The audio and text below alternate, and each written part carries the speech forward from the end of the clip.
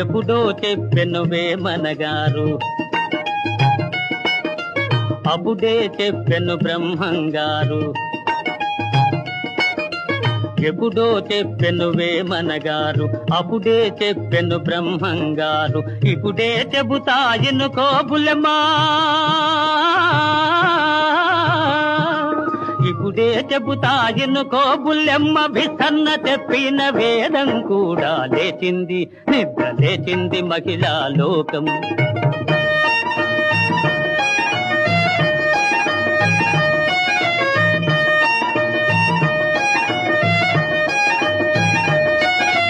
పల్లెటూళ్ళలో పంచాయతీలు,